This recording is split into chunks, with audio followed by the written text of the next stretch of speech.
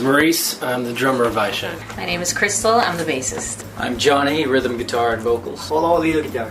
It stemmed. There's a point where I had tried to start a band, and I had a few different members in the band because I wanted to just write songs and then those guys came and went, and then Maurice got there, and then we had. I mean, we've gone through so many different members, you know, but Maurice has been with the band the longest. We originally, like I said before, like when we started the band, we called ourselves Partly Cloudy. Because we thought it was cool. It's hardcore. Exactly. Because like the news would always be saying, we're like, we're popular now. But then I realized it was stupid, and I wanted to change it, and I couldn't think of anything. And I remember watching, Crocodile Hunter, and he was out on the boat at night, and he hold the lantern up. You gotta look for their eyeshine. You'd see their Croc's eyes light up, and he'd dive in, and he just kept saying it. He did it a few times, and it stuck in my head, and I was like, oh, that's our name.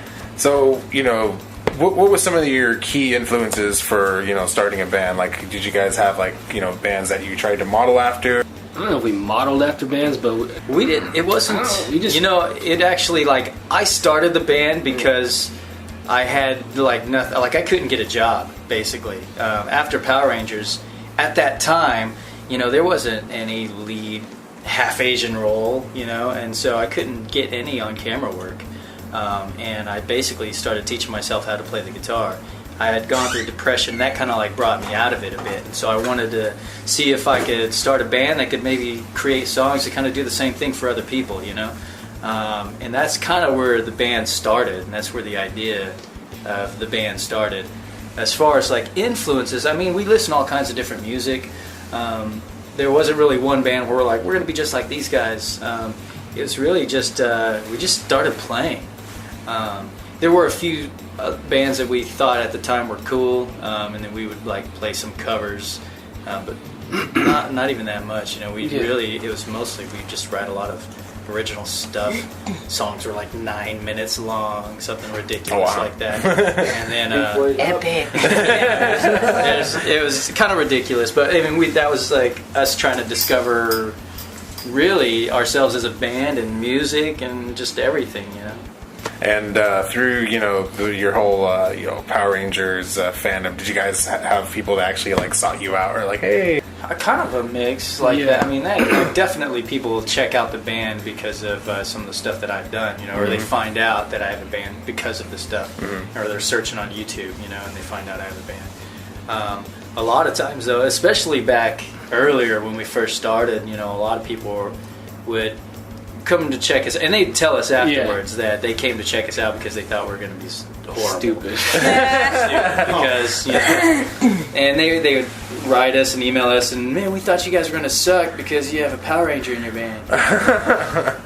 Which is good because we didn't suck, as bad as they thought. When you go to the shows, do people actually rock out in full cosplay guard at a convention? At a convention you'll see people that are in cosplay. And it depends. Actually, a lot of con goers, it's their first actual concert. So I mean, some crowds know what to do, some don't. They're just standing there, but then after that was awesome. We have to kind of guide Usually them. they're just kind of standing a little separate, and they're just they shuffle their feet Yeah. a little bit. We actually had to work out our performance in ways to, not that we became cheerleaders, but in some way we have to get people going, because the majority of the crowd actually at a convention don't really know what to do because they've never been to a concert, so they are just standing there. Because they'll have a convention will have some Japanese artist come out or some pop singer, and usually they're sitting in seats and just watching the person, and we're no, you guys need to stand up and get up in the front. We like to feel the crowd. Yeah. So guys, do you guys have anything coming out in the upcoming months? Our new album, Revolution Airwaves. Do you guys have any set theme for this kind of album? It's basically about being unsigned, and the struggles maybe that we go through, and how we have to change our thinking and the way we perform and the way we play and the way we do everything in order to to make it, because the idea of being signed, or that hope of being signed to a label, is really kind of far-fetched. It's not going to happen. It doesn't seem like it will, and that's something we've always been reaching for, but now it's like, no, we just need to make it ourselves, and basically become our own label. But yeah, I mean, that's kind of where the idea of the album comes from, but every song is written with two themes in mind, so that it applies to us personally, but it would also apply to the listener in whatever they're going through. That's the other reason with Revolution Airwaves, we started a website, revolutionairwaves.com, which is basically a site and we haven't launched it exactly yet, but it's basically for all these unsigned artists that you would like to hear on the radio, but aren't on the radio. So it's really, we're trying to get a bunch of bands that are really good to stop being selfish, like many times we've gone and we played a show, and there'd be a band that has a bunch of fans, and they keep their fans outside until they play, and then once they're done, then they make sure everybody leaves, and they think it's all about us or whatever, but the mentality has to change. It has to be about, no, it's about every unsigned band. For people that are starting out a band, what is the best advice that you could give them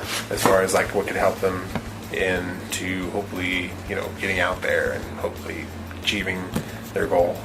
I mean, there's so many bands you run into who think they're the bomb, but they're not the bomb. Realize, be in tune with reality. Promote. Do Facebook pages, invites, and that really helps a lot. Build your fan base, and learn your scales. I would say definitely practice a lot. Compare your stuff to other bands, signed bands, and record yourself, even if it's just on like your phone or something, and just try to find out what's not right, if your vocals are messed up here or there, and then just keep doing it until you can get it right.